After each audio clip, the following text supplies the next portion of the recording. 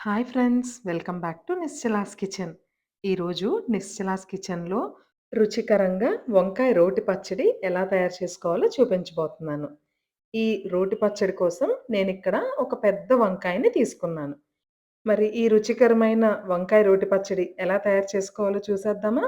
ఈరోజు నేను చూపించబోయే ఈ రుచికరమైన వంకాయ పచ్చడిని మనం అవకాశం ఉంటే నిప్పుల మీదైనా, లేదంటే డైరెక్ట్‌గా స్టవ్ మీదైనా కాల్చి చేసుకోబోతున్నాం. సో, మొదటగా వంకాయకి ఇలా బ్రష్‌తో గానీ, ఏదన్నా స్పూన్‌తో గానీ ఆయిల్‌ని అప్లై చేసి గ్రిల్ మీద పెట్టుకొని కాల్చుకోవాలి. చూడండి, మొదటగా నేను వంకాయ మొత్తానికి కూడా ఇలా ఆయిల్ అప్లై చేసి, స్టవ్ ఆన్ చేసి, ఇలాంటి గ్రిల్ పెట్టి వంకాయని మెత్తగా ఉడికే వరకు సిమ్‌లో పెట్టుకొని కాల్చుకోవాలి. పై లేయర్ నల్లగా అవుతుంది. అయినా పర్వాలేదు. లోపల వంకాయ చక్కగా ఉడుకుతుంది. అలా ఉడికే వరకు కాల్చుకోవాలి. వంకాయని కాల్చుకునేటప్పుడు ఒకే డైరెక్షన్‌లో అలా వదిలేయకుండా అన్ని వైపులా తిప్పుతూ కాల్చుకోవాలి. చూడండి, ఉడికిందో లేదో ఏదన్నా స్పూన్ గానీ, ఫోర్క్ గానీ పెట్టి గుచ్చి చెక్ చేసుకొని తర్వాత ఆ వంకాయని పక్కన తీసి పెట్టుకోవాలి. ఇప్పుడు అదే విధంగా టొమాటోకి కూడా ఆయిల్ అప్లై చేసి టొమాటోలను కూడా కాల్చుకోవాలి. టొమాటో ఉడకడానికి తక్కువ టైమే పడుతుంది. టొమాటో ఉడికిన తర్వాత పచ్చిమిరపకాయలను కూడా అలాగే కాల్చుకోవాలి. మనకి టొమాటో ఉడికింది అని ఎప్పుడు అర్థమవుతుందంటే, ఆ పీల్ కొంచెం సెపరేట్ అవ్వడం స్టార్ట్ అవుతుంది. ఇప్పుడు టొమాటో సగం ఉడికిపోయిన తర్వాత ఆయిల్ అప్లై చేసుకొని, పచ్చిమిరపకాయలు కూడా మెల్లగా మన గ్రిల్ మీద ప్లేస్ చేసుకొని కాల్చుకోవాలి. ఈ టొమాటోలు, పచ్చిమిరపకాయలు కూడా కాల్చుకున్న తర్వాత వాటిలిని సెపరేట్ ప్లేట్‌లో పెట్టుకొని, వెల్లుల్లిపాయను కూడా అలాగే కాల్చుకోవాలి. స్టవ్ మాత్రం ఏమాత్రం హైలో పెట్టకండి. సిమ్‌లో పెట్టుకునే కాల్చుకోండి.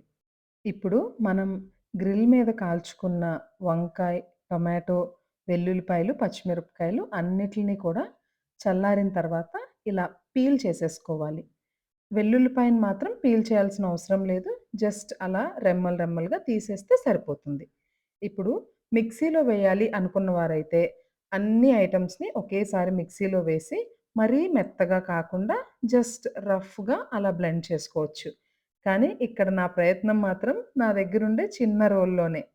రోట్లో ముందుగా ఫ్రై చేసి ఉంచుకున్న పచ్చిమిరపకాయలను వేసుకొని, కచ్చాపచ్చాగా దంచుకొని, ఆ తర్వాత వంకాయ, టొమాటోలను కూడా కొంచెం ముక్కలుగా కట్ చేసుకొని వేసుకొని దంచుకోవడమే. పచ్చిమిరపకాయలు మెదిగిన తర్వాత రుచికి సరిపడా ఉప్పు కూడా వేసుకొని దంచుకోవాలి. ఆ తర్వాత ఒక్కొక్క ఐటెమ్‌ని రోట్లో వేసుకొని దంచుకోవాలి.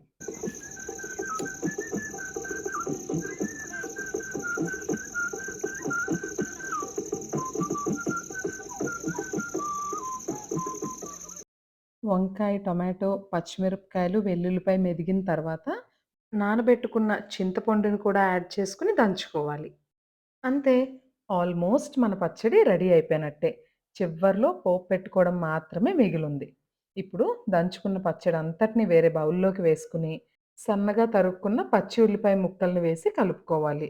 ఒకవేళ పచ్చి ఉల్లిపాయ టేస్ట్ మీకు నచ్చనట్లయితే, ఏ విధంగా అయితే మనం వంకాయ, టమాటో, మిరపకాయలని కాల్చుకున్నామో, అదే రకంగా ఉల్లిపాయను కూడా కాల్చి వేసుకోండి.